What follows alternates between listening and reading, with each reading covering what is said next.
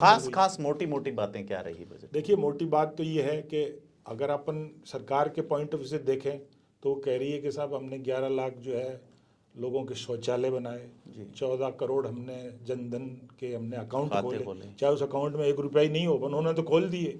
10 करोड़ रुपए उन्होंने गैस की कनेक्शन दिए।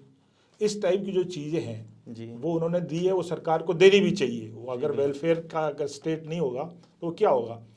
सबसे ज़्यादा मतलब मुझे बड़ा आश्चर्य होता है कि जब एक फाइनेंस मिनिस्टर ये कहे जो 6.5 करोड़ रुपए इनकम टैक्स के एसएससी हैं, उनके लिए लास्ट में उन्होंने कहने से पहले पानी पिया और कहा मैं अब डायरेक्ट टैक्सेस इनकम टैक्स की बात करूंगी।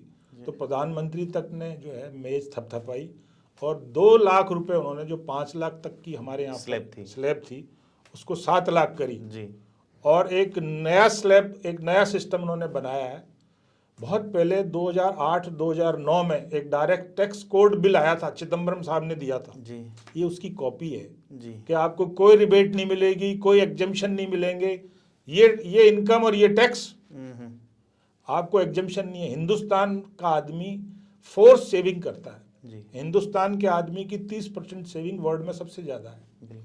और हमारे यहाँ सोशल जो स्कीम्स हैं या हमारा जो सोशल एक एनवायरनमेंट है, हमको बच्चों की शादी करनी है, मैं अगर सरकार में नौकरी नहीं कर रहा हूँ तो मुझे एक मेडिकल इंश्योरेंस की पॉलिसी भी लेनी है, तो अगर मैं उसका क्लेम लेता था तो मुझे उसकी रिबेट मिलती थी, तो मुझे फायदा हो जाता था। भारत एक ऐसा देश है जहाँ 3 पीढ़ियों की लाइबिलिटी लेके चलता है, माँ बाप की लेके चलता है, बच्चों की लेके चलता है। तो मैं जब फोर्स सेविंग करता हूँ तो उस फोर्स सेविंग से मुझे मेरे बच्चों की शादियाँ करनी है, मुझे मकान बनाना है, एक मकान की रिबेट मिलती थी, वो सब चीज़ें धीरे धीरे खत्म हो रही है।